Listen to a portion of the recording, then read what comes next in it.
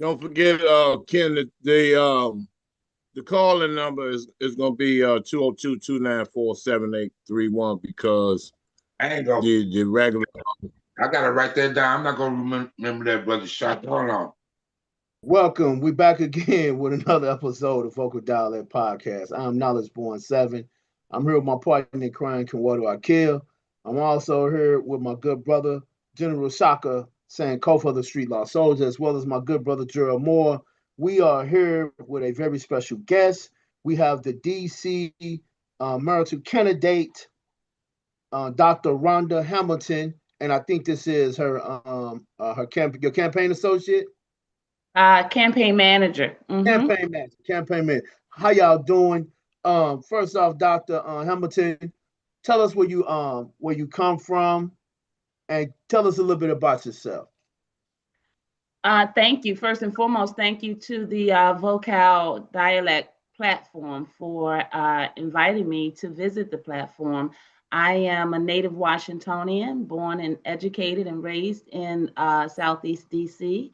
I am a mental health advocate as well as a former real estate broker, and I'm currently an insurance broker as well. And I am the daughter, a proud daughter, I should say, of a deceased military veteran and a lovely mother who for many years battled with mental health challenges. And yeah, I've come forward to bring all of those years of experience and professionalism to the forefront so that I can help lead our city into a different direction, a direction that we've been needing for quite some time.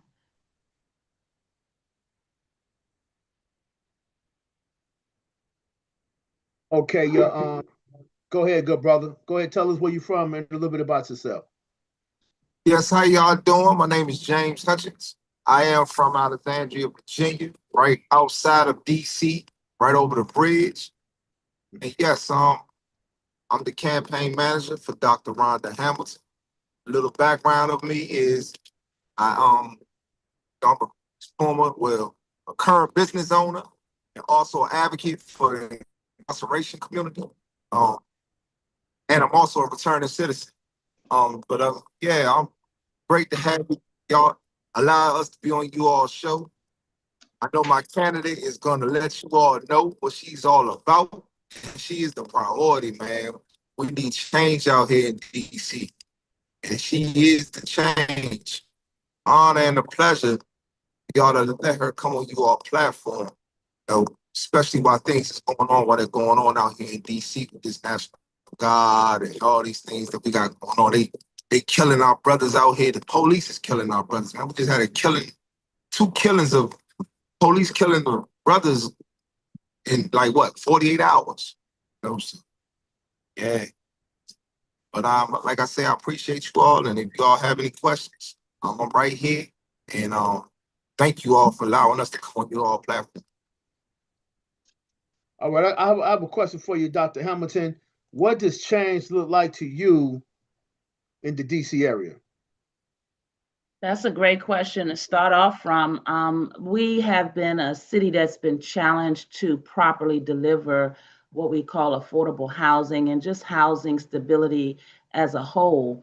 And change for me looks like that we are able to properly manage our currently $22 billion budget in order that we can successfully and dignifiably deliver housing access to our citizens. There's some information we're going to get in over this evening in the discussion that I am hopefully will be able to lay out for you all just what the facts are. You know, you asked me who I am. I'm a young lady that walks with receipts. And after advocating for almost a decade for a lot of the failures and the disconnect that we see in the matters of community versus our failure to properly govern and manage our assets, the reality is that change looks like that we're going to be accountable to our DC citizens, and especially at a time where we're facing the threats to our home rule and the ability to push back against this Republican agenda that has come forward to in essence, in my opinion, use our failures in governance and oversight in our crime enforcement to take over our right to self govern ourselves. So, change for me looks like us getting our citizens to the voting polls. We have upwards of about 500,000 roughly citizens registered to vote. And for the last multiple local voting cycles, we have seen just 200,000 show up to vote. And so, what that means to me is that we have more citizens that are not voting than that should be voting. And change would represent that we can deliver leadership and accountability that would motivate our citizens to be engaged and to vote.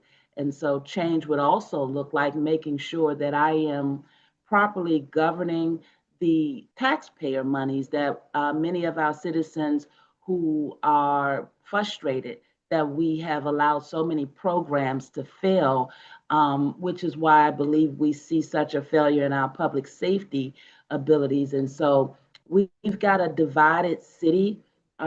We've been mismanaging our affairs for quite some time to the point that it seems that it's created a very dangerous divide. It seems like we're divided into a us versus them, those that have and those that don't. We have an 81 times wealth gap, which means mostly the affluent families are out earning our lower income and underserved family and communities by 80 times the wealth gap. And so the reality of the economics being so unbalanced means that there are many families that are facing challenges that may cause them to make decisions that they should not have to be making. So many out there are just trying to survive, and many have been pushed out of the city. So I don't think your show is long enough for me to really go down the list. But change looks like that we would re-engage our citizens so that they could understand the importance of them voting and the reality that they matter. All of our citizens matter. And change would look like we would bring in a leader such as myself who understands that, understands what we're facing, and who is not afraid to call it out in order that we can win as a city. So yeah, that kind of sums it up. Yeah, you pretty summed it up, but I would like to ask you this. As far as getting the people out, getting the people engaged in society itself, not just DC, but many other states. I'm speaking in general. We have a lot of people now with a lot of mixed emotions and a lot of letdowns. I'm asking you this: is it impossible for you to deliberate a speech and not really facilitate that speech? Is there if you was to deliberate a speech as far as change and unification of the people, would it be hard for you to pretty much bring that speech to pass? Because that's what I see with like not talking nothing bad about you, but I'm just saying like in general with some politicians, they deliver a speech, but sometimes they can't they can't hold up the end of the bargain of the speech. And I know sometimes you have other opposing things that happen, and also dealing with financing. And I have a partner who's also into city management, and restructuring the budget is real tight when you come in. A lot of people don't get it. When you come into a mess, it's a mess. So sometimes you have to like put your whole term into unraveling the mess. My question is to you is, um, if you was to deliver a speech, how hard would it be for you to facilitate that speech as far as like what you're saying for us the people? That's a great question. And the reality is this, is that I think that we all have been let down. I believe that as you allude to, the trust has been eroded. Most people's image of politicians is that they're dishonest and that they're going to tell you what you want to hear in order to get your vote. And I can understand that. I'm also a citizen as well. It's not easy to make the decision to come to the forefront when my character is one that has always been about helping the people. And I think that because we've had so many bad actors, that it's not easy to believe that someone would come along and really care. But the beauty of DC and being a native of DC is that I have the ability to have lived long enough to have remember a time when we did have a politician that came down the lane and did what they were supposed to do, and that would be our late great. And so the reality is that we have the blueprint of what needs to be done. But let me go a little bit deeper in that. You're absolutely right with inheriting a mess. It is going to take a lot. The challenge of having the same leadership, the same mayor 3 term, the same housing individual 3 terms, the same faces on the council, the same chairman, is that DC citizens are frustrated. They are already ready for something to be different. They just have to find out who they're going to place that trust in.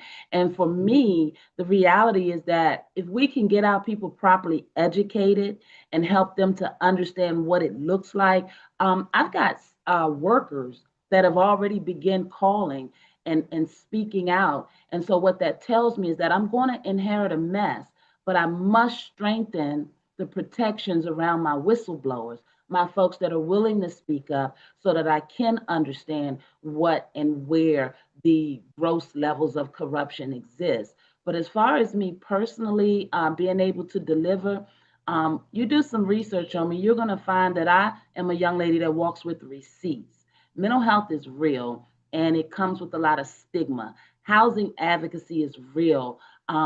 Children not getting the proper education, that's real. And what we're fighting for is DC.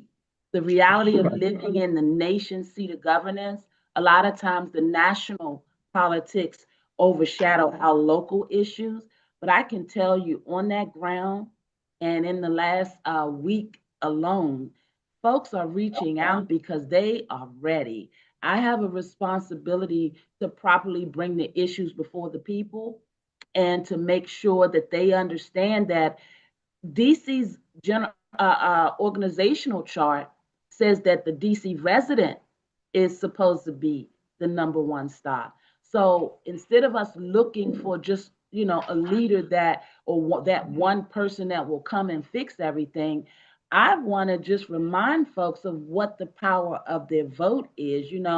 We have heard for years the power is with the people. Our history has shown us that there are times when we have come together and brought about real change.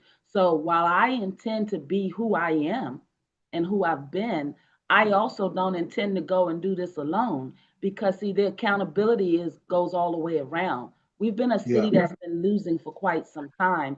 And to get this done, it's going to take all of us. But all I can do is be who I am and be who I've been. And the reality is that I don't come forward to vouch for anyone that's let you down before. But what I'm saying is that the house is on fire. And so we're going to have to make these tough decisions because if we want something different, we must do something different. And standing on the sideline complaining, that's not going to change anything. It's about action. And if you want to keep me accountable beyond what I'm saying, then come to the table and get involved. And much of my administration will include that. We cannot leave our citizens behind as we've been doing, and we cannot ignore when almost 300,000 are not showing up. We're going to have consequences, which is why we're where we are today, in my opinion. Okay, I will say one more thing. I ran your information through a couple of platforms. Hey, I do research myself. You should be encouraged. I'm gonna tell you why. It says Rhonda Hamilton is compassionate, experienced, visionary leader whose candidacy is grounded in real community work, entrepreneurial experience, as a moral commitment to improving the lives of DC. I ran that through a many platforms. That's why my name is Nala. I do a lot of research, so you should Wow. definitely be encouraged. I love that. You know what? If I didn't already know that, I might, be all excited or whatever. But I'm telling you, I'm thankful that my face, hopefully, I mean, being in the public eye is the matter. Beauty's in the eye of the beholder. But I happen to believe that it should be a little more cracked up and these eyes should be a little bit more sagging. Because, brother, I've been busy on the ground. And not just me. I have a core team of folks that have always shown up because they believe in my leadership. Brother, I've helped people decide on some of the most important decisions in their life in terms of buying homes. I'm helping people to understand what life insurance is in terms of being a vehicle for living and not preparing for death. You know, there's something about our environment and where we come from that impacts our understanding of, you know, how we grow. Some of us don't get it, and it's important to always come to the table with the level of respect. And so I would like to believe that my work, my body of work, has prepared me for this moment. So I'm pretty impressed to hear that AI hasn't found anything to say negative, but on the same token, It didn't really have anything to say anything negative that you have a 60-50 chance of winning or something like that. But pretty much you run with your heart and your competence, and your proposals are rooted in your deep love for the city and your compassion for the people. So I mean, I ran it through everything. He also gave me some news clippings and stories. I also got some pictures of you too as well. So yeah. Yeah, we've yeah. been doing the work. We done shut down the bridge. We done hosted town halls. We done showed up at the hearings. We done helped organize tenant associations. We done called out the mayor, put it on a report card, called out the housing direct chairperson of housing. I've been meeting with Mendelson for the past 6 months, well, actually year, trying to get legislation to address some of the housing challenges we have with the slumlord. So again, I was raised by a wonderful village, and my grandmother says you can tell about your living and your dying. I don't want to have to die for people to know that I'm the real deal. You know, I'm human, I'm not perfect, but I do have a love of city. And the reality is that we can do this better, and that's why I came forward.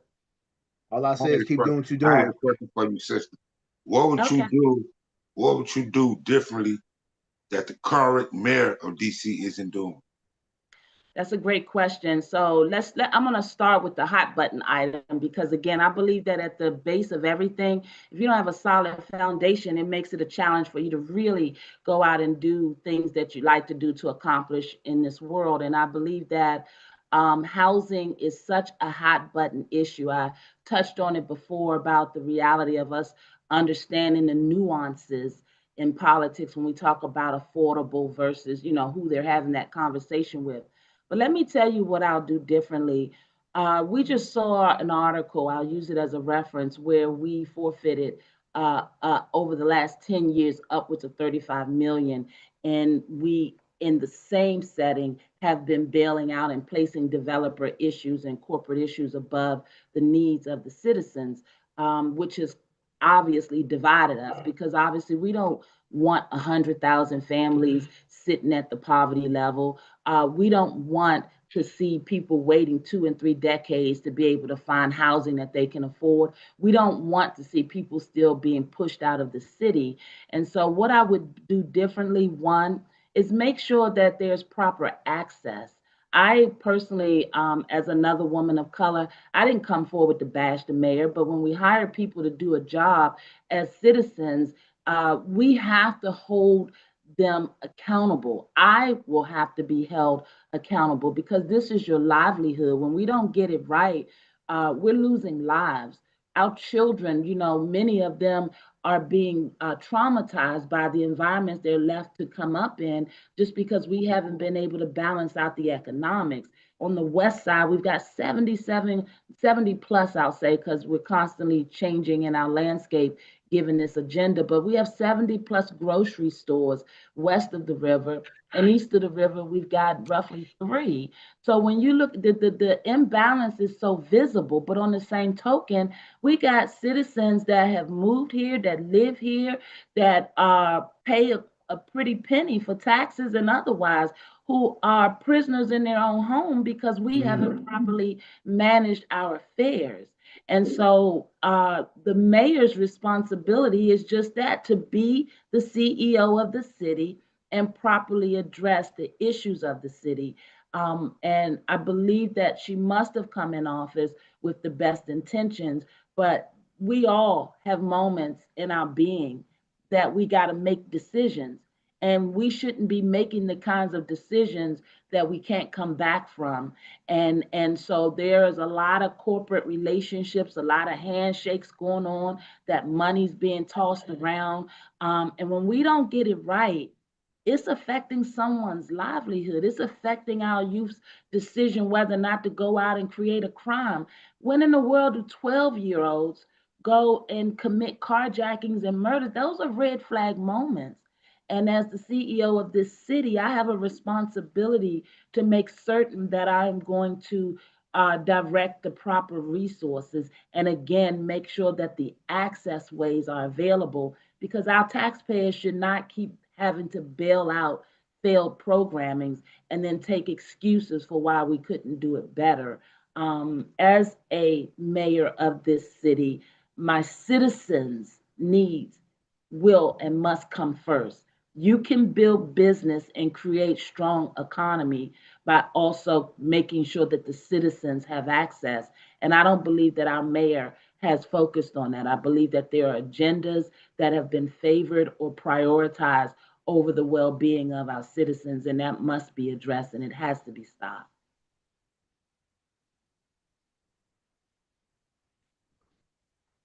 Does that help? Yeah, Do you yeah, like yeah. me to elaborate? Hey. Believe me. I But think I look, think go ahead, Drew. look, how you doing, Doctor Hamilton? And How's it going, I Gerald? I'm doing pretty good. I am a Washingtonian. As you know, I grew up in where Washingtonian. you don't know, but I'm telling you now. And I grew up in Southwest Washington, Mm-hmm, originally from 21st and Langston Terrace. mm-hmm, But the one thing I wanted to ask you is this: we done got a lot of promises from Fenty. mm-hmm. Who was the other? Uh, Williams, uh, Williams. Oh Ellie. man, Yeah, and we can and go they down the they list. kind of right. They brought in the investors, but they sold the city off as doing that. Mm-hmm. How can you recoup the city and galvanize the people to know that what your promises are going to be valued I love or that. valuable? No, I love that. And one of the things in the beginning of the intro, I mentioned that it's my intentions of bringing my body of work and my professional experience. Part of my professional background is in sales. And in sales, you obviously are negotiating deals, you're meeting people across the spectrum. And the bottom line is that I think that we've been losing because we, being the nation's seat of governance, and who hasn't seen the headlines, who hasn't seen the numbers. And so people have shown up, and for whatever reason, we have come out on the bottom end of things. The RFK deal, the Ted Leonis deal, the reality that we're building a kingdom, but we're leaving the people behind. So how we do that differently, I come from real estate, a very deep rooted, successful career in real estate, where I know that the two things make a real estate deal attractive for the holder of the real estate, and that would be the geography or the location of the property, as well as the timing of when you're negotiating that. Well, there's no better time than now. The world is watching us, and of course folks want to do business here. We have a responsibility to attract the types of industries that will keep our families employed and that also will benefit for being here. And it seems like we've gone to the table with millionaires in the Ted Leona situation. We've gone to the table with billionaires with this RFK situation. And we seem to always have the citizen believing they have to choose one over the other. We're sitting on the real estate, we're sitting on the location. There's no better location than the nation's seat of governance, and that's why they're trying to take it from us. And the reality that we would show up to the table and not come from a position of strength, I believe, is why we keep losing. And let's be clear, these folks know our numbers. They know that our city is divided. They know that people aren't showing up. They know that we're basically coddling or leaving behind a whole population of people that we have demonstrated don't matter or don't care. And we can't do that. DC's strongest asset, in my professional opinion, are the citizens. But when they're not educated and when they're frustrated or looking the other way while you over here doing something different, and that's why I said we have to watch our house. We can't keep looking to everybody else to do it and then complain when it doesn't get done. We have a responsibility, and I'm hoping that with my candidacy that everybody will dig deep and decide they want to do this differently. We're not going to get anywhere if we don't get to the table, because we have a responsibility to make sure the people, the young ones coming behind us, understand it. And the way we're going, we're stuck in these cycles of looking for someone else to do something that we haven't held ourselves accountable to. How many folks, you mentioned, Gerald, that you are from here. How many folks been down to Congress? How many folks even know what's going on in Congress? How many folks even know what home rule is? How many folks are tired of seeing Eleanor Norton? God bless her soul. She was great when she went in there, but I fault us for not showing up and helping them to find their way out of there when our living conditions and the conditions of our city are failing.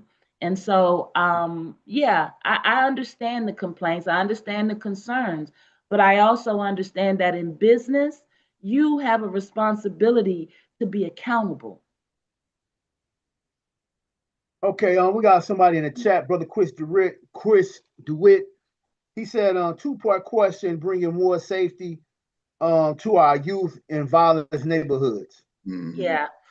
You know, the truth of the matter is, we used to have wonderful boys and girls clubs. We used to have wonderful mentor programs, big brother programs. We used to have trades in the school. How many people had home ec and shop? You know, we used to Mhm. have skill sets introduced to us, not knowing what we were going to grow up and be, but it was nice to have the exposure. We used to have to take a foreign language, you know. Mm-hmm. There's a lot that has been pulled out from our governance, our accountability of delivering resources. And so if you're not giving our children proper outlets, and they're not graduating with skills, then they end up on the corners. Those of us that know this urban living, we know what that looks like. Yep. And so we got to be intentional about making sure they get what they need before we graduate them. And then for our young adults that have already graduated, we've got to be a city that understands that not everybody's going to be college prepared. Not everybody is going to be able to make the six-figure jobs. But the reality is that we can still create intentional business relationships. You know, these young adults are into, you guys, your the technology, the YouTube, the entrepreneurship. We got to be able to train and educate more of our young people to see their capabilities and to understand and find their purpose. But we're too busy holding our purses because we're afraid, when the reality is that many of them, if you show them the respect that they deserve, they will reciprocate. So when I see this acting out, I see it that we have failed them. And so I look for opportunities to reach them. I'm not going to be a mayor funding a myriad of youth programs and your program doesn't take it into the household, because it's not realistic to expect that we can transform or reform young minds, young troubled souls, if we don't understand the dichotomy or the makeup of what's influencing them. And to do that, you got to be able to go into the communities to do that. Well, I've been in the communities, I've been on the ground, and I understand that we're not going to save them all, but we got to save most of them, because jail isn't going to do it. Many of them go into jail and don't get the services or the proper people get challenged when I say mental health. When I say mental health, it's not about always being diagnosed or illness. Mhm. Sometimes they don't know how to critical think. They don't know how to handle their emotions. Sometimes they're carrying baggage and they're just out there trying to keep up and survive, because it's survival of the fittest. And the truth of the matter is, there has to be empathy that is embedded in my ability to be hard nosed about coming forward and making governance decisions to bring us back on track. What we can't do is to keep failing them and expect them to somehow find themselves and do something different. Many of us in my generation, it took us half our life. Some of us still trying to find ourselves, but we want them to do something sooner than what we've been doing. And that's not realistic when the economics are so lopsided and the intention is not for them to go anywhere anyway. Who are we talking? What are we talking about? Our city's for sale.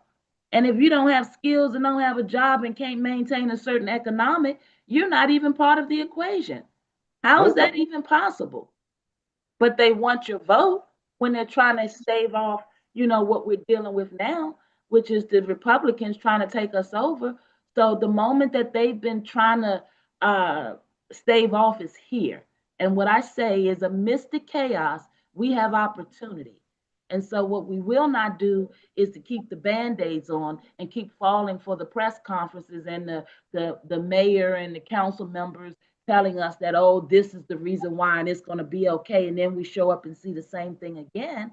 No, we're going to save our youth by being intentional, by going into those schools, by creating these trades, by making sure that the programs that we're funding are properly providing the resources and the skills so that these young people can pull themselves out of it. And so I'm simply going to give them a choice. Keep doing what you're doing and end up where they're pushing you and where they want to see you, or come to this table humble and let's see how we can help you get ahead. And I got to hold these programs accountable. There is no such thing as a program that is too big to be able to fail, a resource too big to be able to fail. And see, this is where my big mouth get me in trouble, but I'm sorry, I have to say it. My SUM programs, my Bread for the City programs, all of the ones that are traditionally in the community doing a great thing, but I got to see the impact. I don't want a family that's hungry. I don't want a family that doesn't have access to a job opportunity. They tell me DOES is hiring. They tell me that we have all these resources, but for whatever reason, they're not reaching the young people in the community. So the impact is not there. Well, why in the world would you be able to still keep your job if your job is to impact the community, to keep the public safe and make sure that you're creating upward mobility? They're failing. So you saying it's money there, but the money is going somewhere else? Let me Mm-hmm. give you a Other words, statistic. Yes, I'm saying that, and I'll go on record for saying that. You do the homework. In the last 10 years, at least, considering with this housing failure, last 10 years, we have not properly spent or managed the monies that we've gotten from the federal government in order that we can provide housing. So, you know what happens? We have to send the money back. I'm gonna give you a chance to lament on that. Now, the reality is that we have a housing production trust fund, which is a fund that we maintain to make sure that we're providing housing. 50%, we put hundreds of millions of dollars out of our budget goes into the housing production trust fund. 50% of that is supposed to be used for housing that will house families that fall 30% under the median income. So here we go. Let's go to school. On average, our median income is 106 million. It's gone down. I'm saying 106,000 a year. It's gone Right. down because we've had so much fluctuation. It's closer to 96, I believe. But let's just use 106 for the example. 30% of 106,000 is roughly $31,000. If you're someone in our city that's making less than 31,000, we're supposed to be advancing monies from the Housing Production Trust Fund to make sure that your housing is covered. We have not been managing that money properly, so we're sending it back to the federal government. And your mayor misspent. I said 92 million. I went back and looked at that because it didn't sit right. It's 82 million.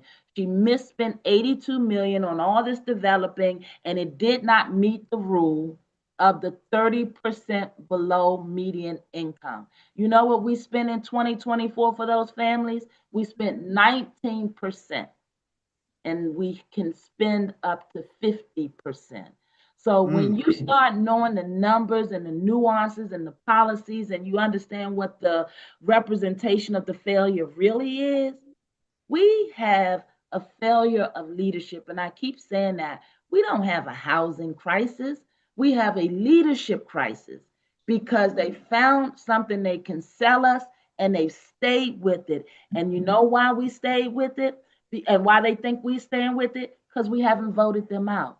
So we get frustrated, fall back, don't show up. They go back in office and they take that as a sign that, what they're doing is working. So why would they stop? Our youth didn't just start creating committing these crimes. We've been beating young people and young adults for a while. Our city has been in public safety challenged for quite some time. What about the 911 calls and all the fiascos down there? And we watched the mayor appoint the same director that the audit showed wasn't doing a good job. So But did like, we question it? Did we call it out? No. because a lot of people don't know, I don't live in DC. I'm down here in Atlanta, Georgia, but I Hmm. feel wherever you live, more of us should start going to our council meetings and stuff like that, our local meetings, to know what's Mm-hmm. going on in the community. We don't go, so we don't know. So they do what they want to do. Am I Yeah. correct? Yeah, That absolutely. I is was true. just in a meeting last night. What was it, Ward 5, Jay? We were over in Ward 5 at an ANC meeting last night, and there were basically more of the ANC commissioners than it was in the audience, and it was six or seven ANC commissioners. There were four of us in the audience and maybe 3 to 4 on the Zoom.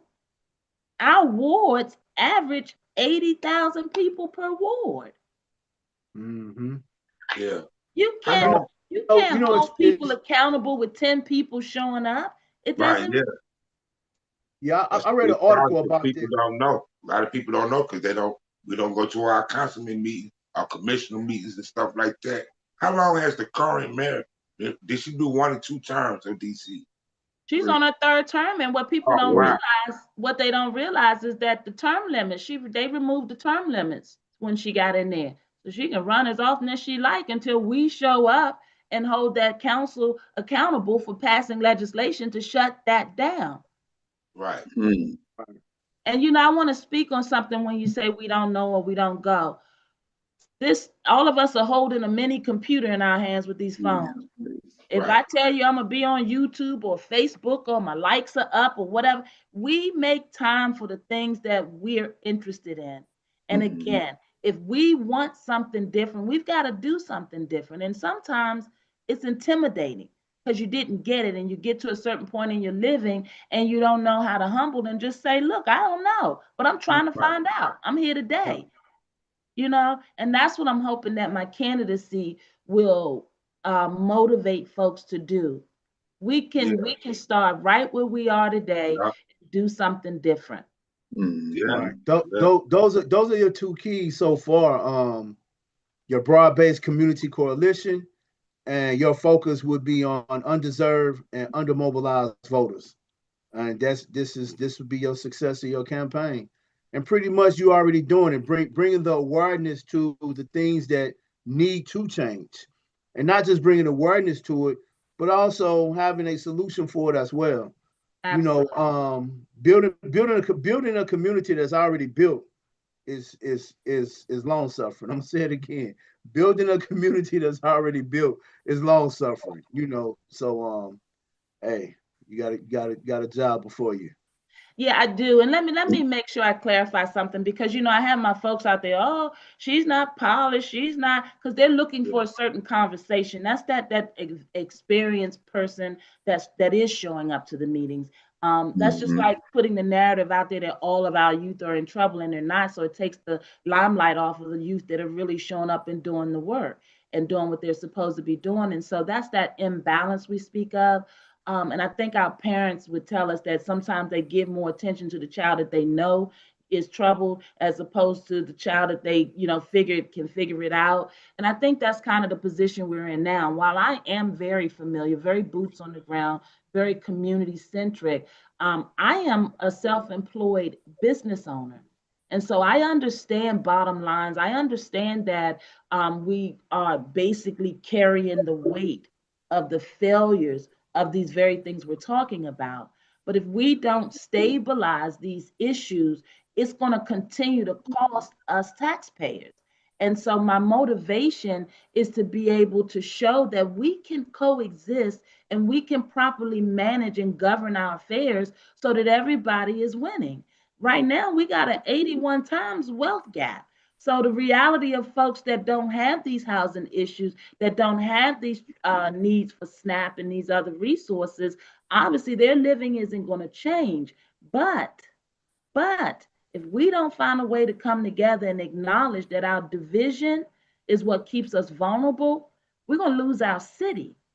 And when we lose our city, now we're going to have a different conversation because we already see them taking away the Department of Education, showing up in people's lives and violating their rights. I sat in court today, no probable cause, no warrants, but we got folks being shuffled, locked up, shuffled out of here. Look, look, this is all of our problem. And as soon as we're willing to accept that, then we can get to work on doing what needs to be done to fix it. So I am not just a candidate coming forward to call out the woes and focus on the underserved. I'm coming forward to protect our purse. Because if we don't audit this money and understand why our taxes are simply going to processes that are not changing our public safety, processes that are not allowing us for our own children to have access to the resources we want to see them have, then what are we doing?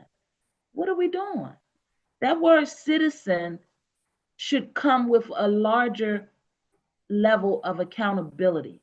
And I think when we're losing, you know what happens when sports teams or otherwise, marriages, relationships or otherwise. When you lose and you start pointing the finger, the blame Yeah. game, and then that divide gets deeper because you're in an unhealthy space.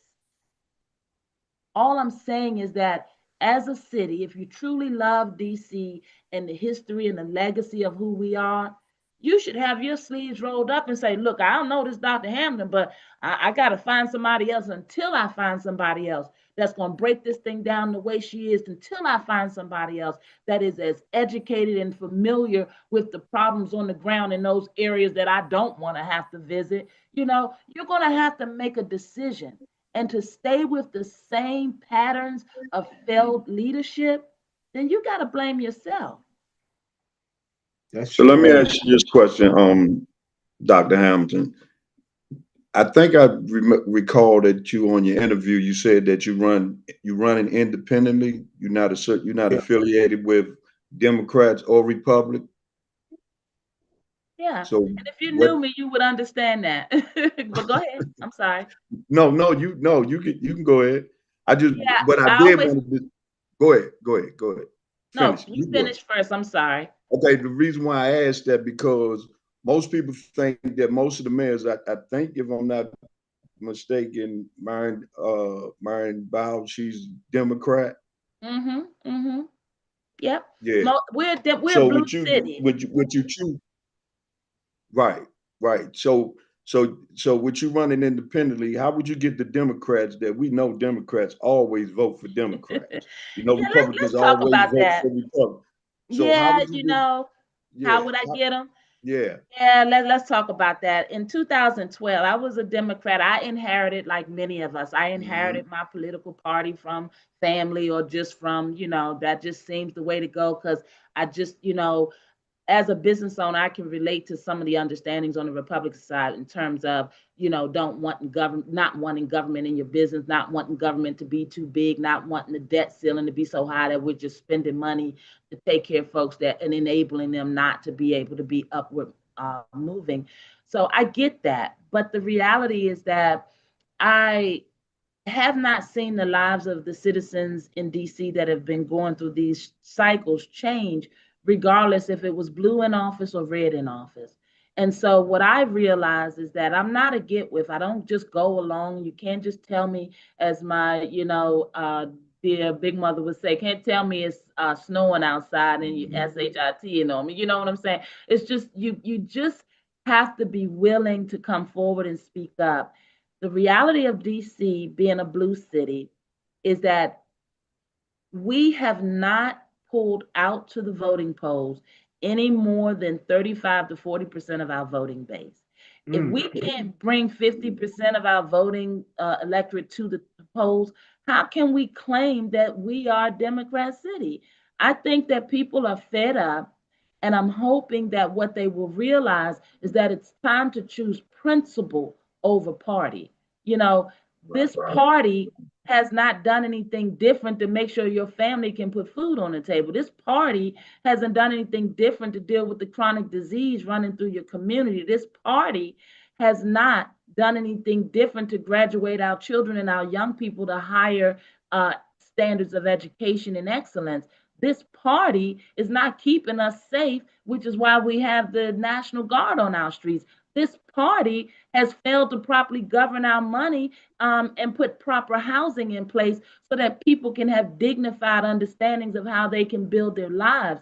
I just am hoping that people are frustrated enough that they will recognize that it's not the party that's going to come to your rescue.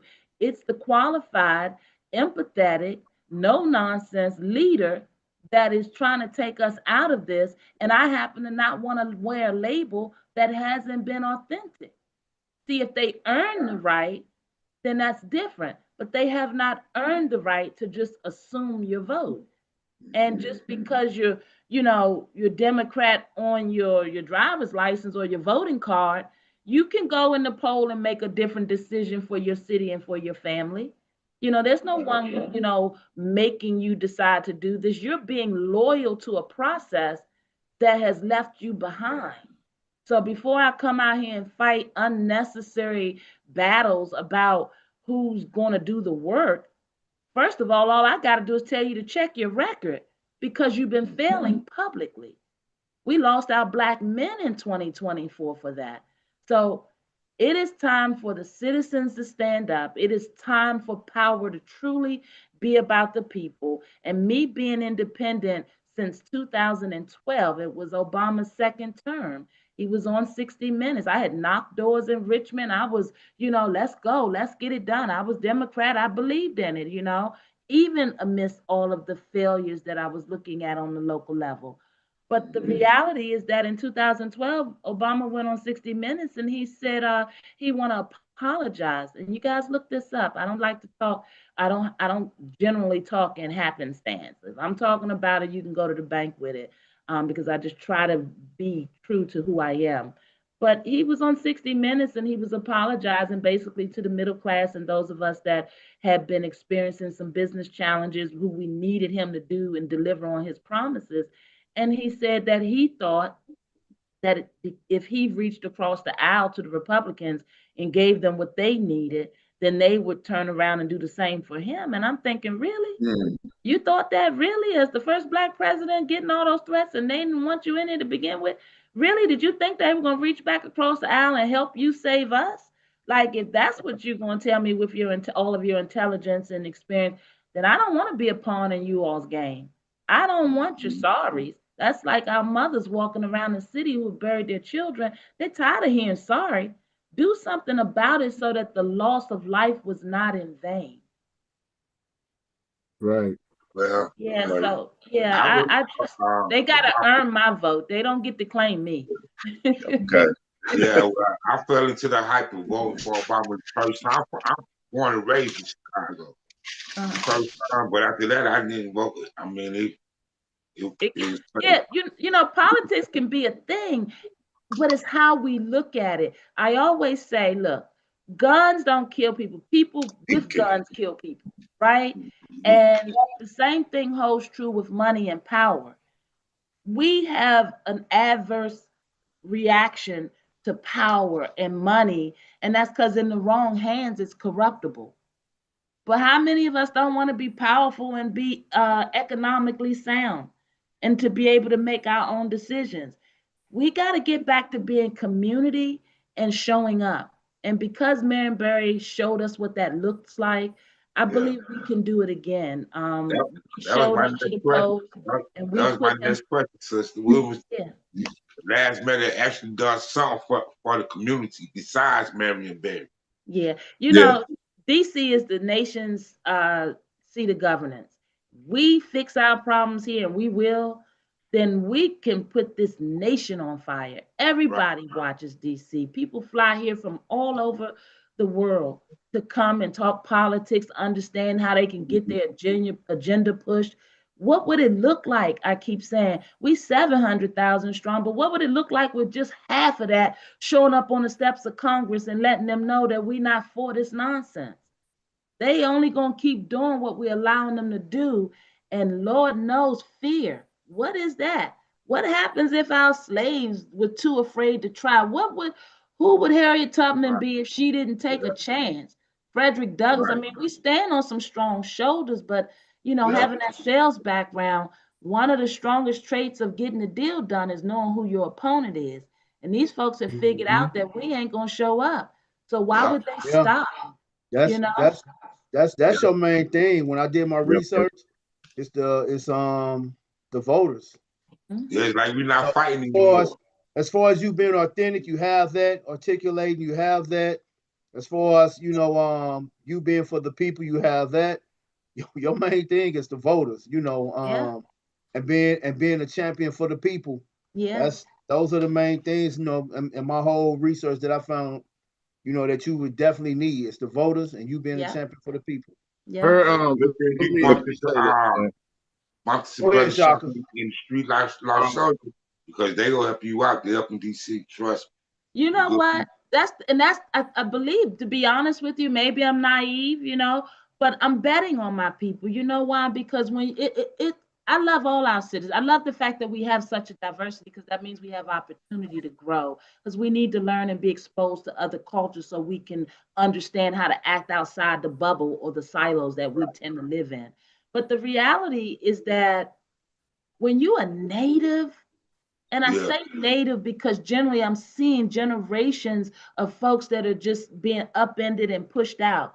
When you are native and you know the spirit, the true spirit of DC and how we were, we're not perfect. We didn't come through being having the crack epidemic and having the murder capital. We've come through some transitions, but the truth of the matter is I came up at a time where you couldn't go anywhere on the block or anywhere 2, 3 neighborhoods down and not be able to vibe, to have community, to look out for one another. When we had the snowstorms, you didn't have to ask somebody to push you out. right. People already coming with the shovels and 3 or 4 Yeah, before you know it, coming yeah, behind to push the car out.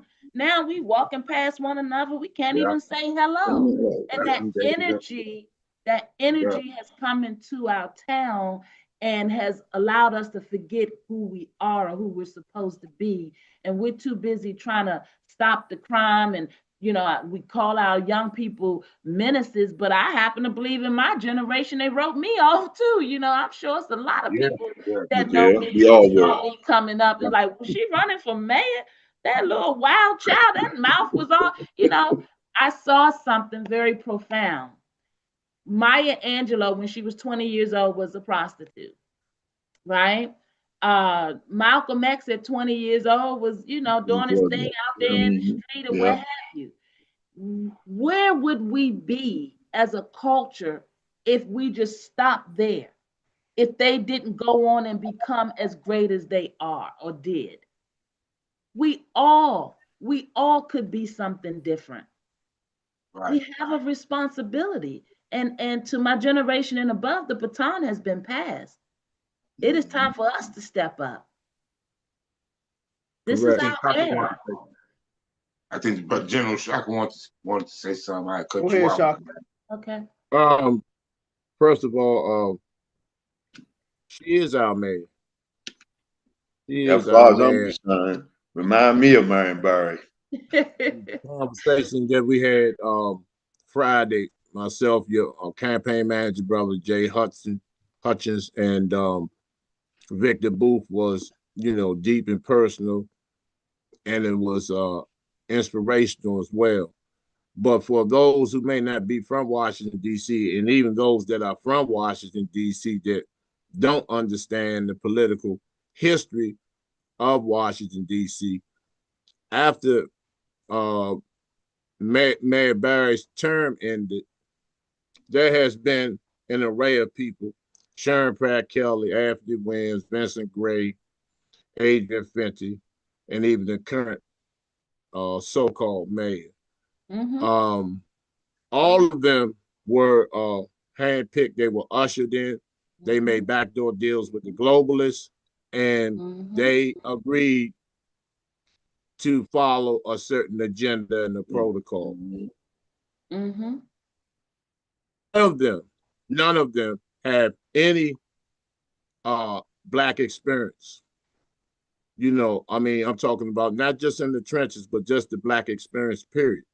You know, um, they were just existing and living in certain parts of the city, but they don't have the DC experience. They were handpicked, opposed to Dr. Hamilton, who has the Black experience, has the ability to go into these neighborhoods, into some of the worst povertized, underprivileged, mental and emotional hopelessness communities, and give people inspiration. But as a result of these mayors who have passed the baton down to ensure oppression, depression, mass incarceration, chemical dependency, the flooding of guns and drugs in the community, uh, our people have always been given, these speeches of hope, just keep hope alive speeches, and things have gotten worse and worse at each turn to we're at this point now. So it's, I don't think it's going to be that difficult to convince our people, to try to give this term a chance, give this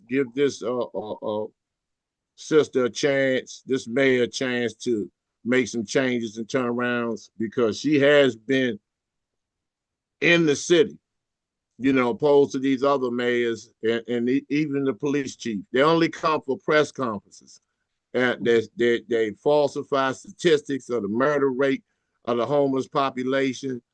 And our people have been so blinded by this. And a lot of our people are conditioned to just go along with the program, just try to figure some things out. And in a lot of cases, they begin to accept oppression and condition themselves and create this poverty mindset. And so when they see people come through, because it's a new day, it's a transformation of energy. It's some new changes coming.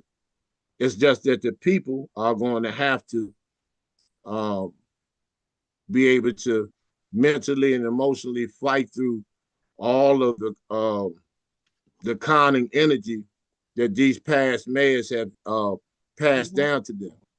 you Yeah. know, Yeah. and they have to detoxify themselves, because they have discouraged people worldwide from this voting period because of these false promises and false hopes. Yeah. So now is the time where, and with change comes uncomfortability. With change Absolutely. comes extremely, extremely strong opposition, smear campaigns, Mm-hmm. people are being paid that look like you and I, that are Mm-hmm. being paid to run these smear campaigns, to send a threatening energy out, not to the mayor, but to the residents, Mm-hmm. because our people are paralyzed with fear in Washington, D.C. This is why they haven't attended these ANC meetings, because a lot of them have given up, Yeah. because I used to attend all these council meetings over the last 20 years. I used to go, and like you said, Dr. Hammond, it's just a few people. Yep. I've stood there and verbally battled these people, but to no avail. Is the support is scarce. So Yeah. now, And go no, I'm ahead, sorry. go ahead. No, I don't want to cut you off. You want to roll. Nah, it's your show. It's your night. Yeah, Yeah. No, right. something, you touched on something, and I want to be very clear. We have over 700,000 citizens, and in that, out that chocolate city label, and as I say, that is more psychological to me, because we're always going to be chocolate, and chocolate city is always within who we are and in our structure. So we're not losing anything in that sense. But I think that, again, that goes to what that media messages out there that drives our psychological to keep us focused on the other conversation. The truth of the matter is, you talk about the establishment, the agendas, them deciding who's going to go in there and them agreeing to go along. One of the things that I stand 10 toes down on is that I am my own person, right? You live long enough, it has to be about more than the money. Money is the root of all evil, right? The truth of the matter is, I am the legacy of a DC soldier. I am the legacy of a family and a mother and a community and a school system and, mentors who fought for me to do what I'm doing now. And when you look at the structure of politics, the establishment is what we're really talking about when we see one after the other go in there and do the same thing and we don't get the results that we need.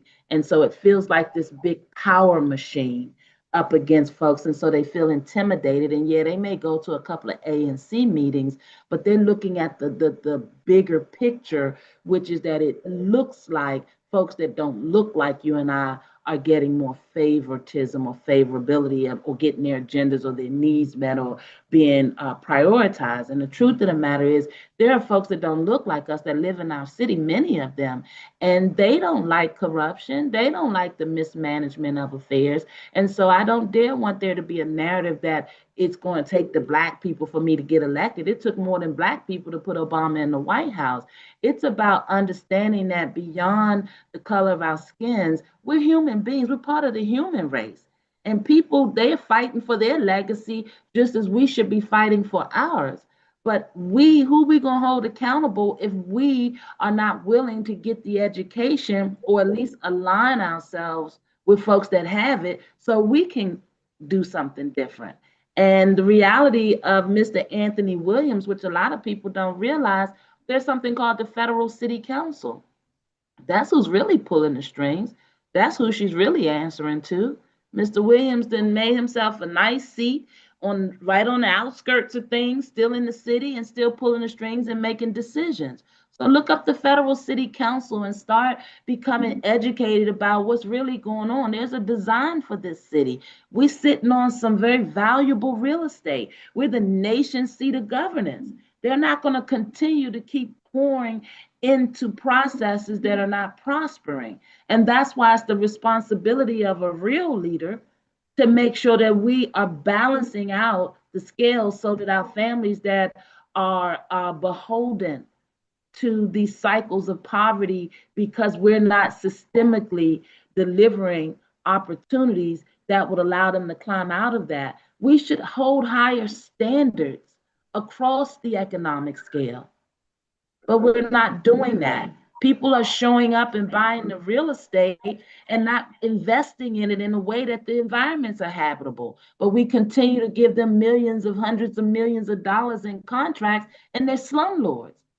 We've been fighting that for a while. Real estate is either going to appreciate or depreciate or stay the same every 6 months. The bottom line is that the market is always turning.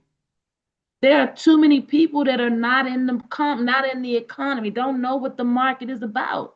Their livelihood exists around funds coming in from the government once a month, and they're trying to take care of their family on that. Well, how can we improve on that? How many more of these lost young souls can we bring into the economy? And that's why we got to have union protections. We got to have job protections. That new hospital in Ward 8, we stood in line on the phone trying to let them know we 13 hours on the phone just to testify at the hearing to tell them why we didn't agree with their agenda for this hospital. 400 million, right? In Ward 8, to get in a hospital, no job protection, right? It's not a level 2 or level 1, which means we're still going to end up sending some people across the water for care, life-saving care. Well, why would we be spending 400 million if we could not make sure that what we're delivering was going to make sure that we were going to keep people working? Do you know that hospital hasn't been open a year and they're already laying people off? So what are we doing? We're investing 400 million. We're taking them out of the food stamp line and putting them on jobs that they're going to be laid off from, and we have no protections. So we have to be better at managing our assets. And that's what I mean when you ask me, how would I be different from Mayor Bowser? When that hospital was being discussed, she brought GW and Howard University to the table. GW said if Howard's involved, they're not going to do it. So they walked. She brought them back, and that's how Howard got their hospital. And the truth of the matter is, in one of the lowest economic parts of the city, you should have culturally relevant resources and medical care because statistically they do better. We can't be afraid to address the cultural issues in our town because we're going to lose the support of people that don't care about it. See, as a leader, I got to know what's best for our city because I know that if everybody is gainfully employed, that is able to be, everybody that needs the resources that they need, our children don't feel like they have to hang out on corners because they lost or don't have access to higher living and economic realities, then we're not going to win. And that's why we're in this mess because we're not addressing the totality of our problems because the establishment says don't color outside the lines. If you do, don't have our support. And that's why we're here. I'm an independent. I'm running a humble campaign. If you don't believe enough in me to to go to the site and donate $10, $100 or whatever, then you won't help me to do what I need to do. Does that mean I'm going to stop? No. No, because I have to also demonstrate that I can make relationships with corporate individuals. I just met with the SEI union just this past week, wonderful meeting. The UAPD union is endorsing what we're doing, the Union of American Physicians and Dentists.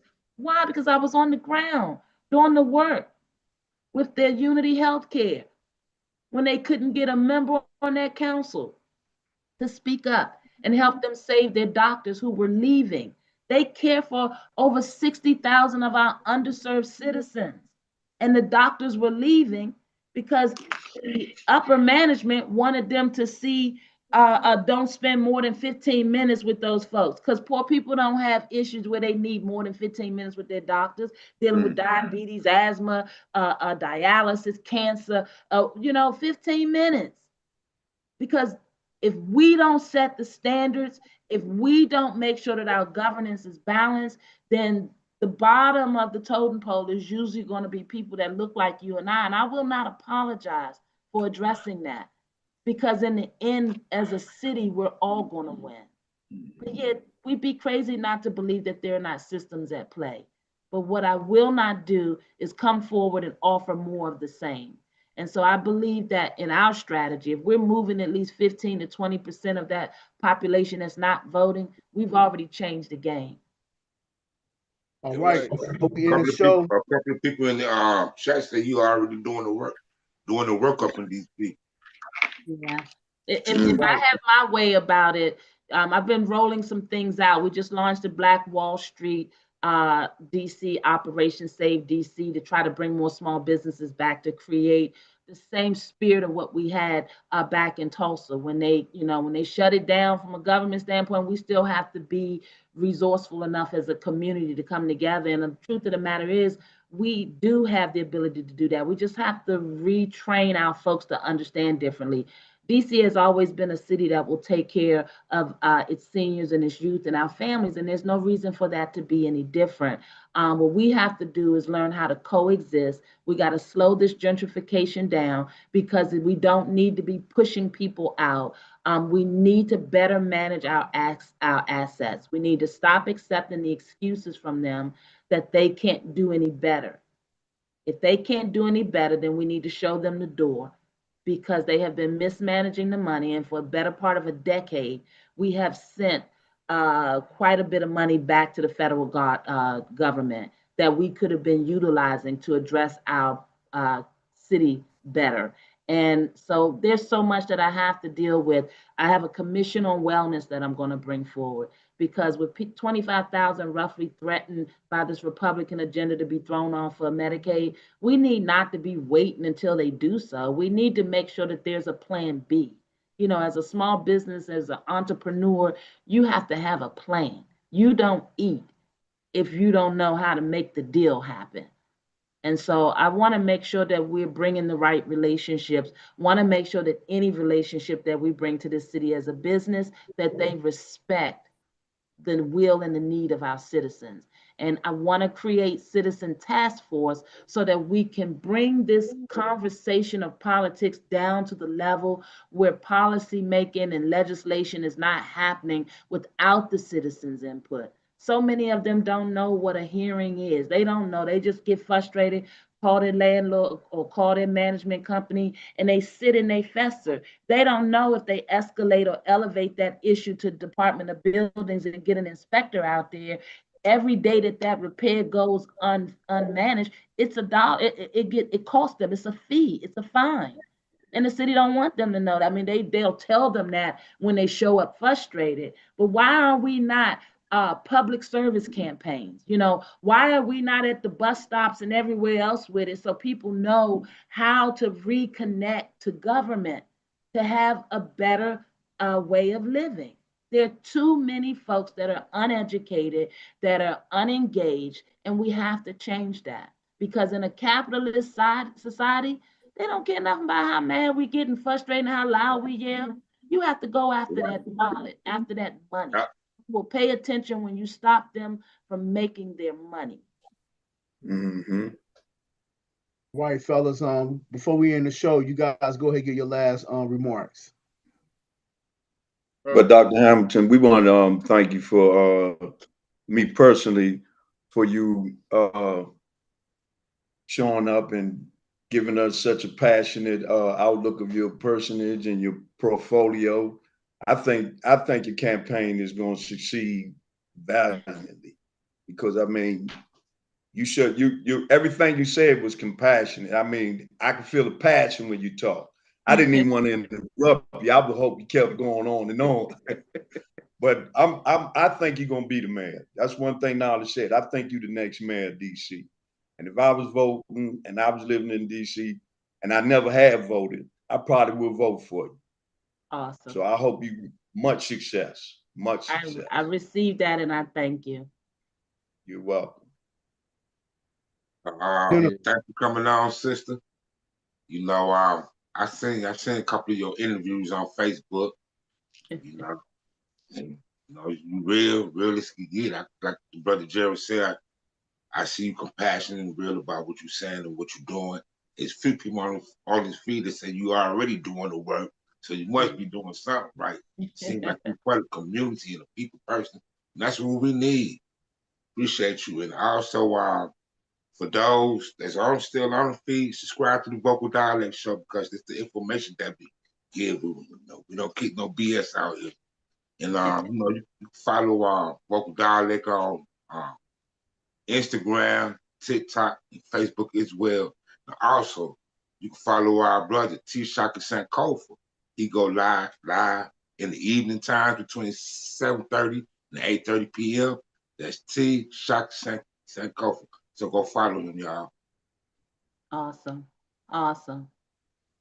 Well, she already knows that, you know, the street law soldiers will be very um impactful in her security, you know, to ensure that, you know, we're gonna make it happen. We're gonna do our best to make it happen. And yesterday I was at work. I work in Baltimore, and there were two young women and an elderly woman that said that they have heard about you. It kind of like, yeah, it kind of like I was shocked. So that made me hand out. I just started giving out cards and stuff like that. But you're gonna be fine. You're gonna do just fine. You know, you're gonna do just fine. We just have to persevere and penetrate these walls of uncertainty within not only our people, like you said, all people, because you know everybody wants to enjoy and have peace, enjoy their toys in Washington D.C. and have peace, and the only way that can happen, that the pie has to be split evenly, you know, so we can have cohesiveness in our communities. So I think you're the candidate for that. I think you're the missing component that's been missing in DC for the last 30 or 40 years. So it's that time. It's just your time. So I make the appreciate best. that. I plan to do that. Thank you so much for that. All right, another episode of Vocal Dialect. We thank everybody in the chat. We thank the doctor, Rhonda Hamilton. We thank everybody. For the listening audience, you guys go out and support. And she's doing the work, and she is, putting a lot of compassion in what she's doing. Commitment to the community.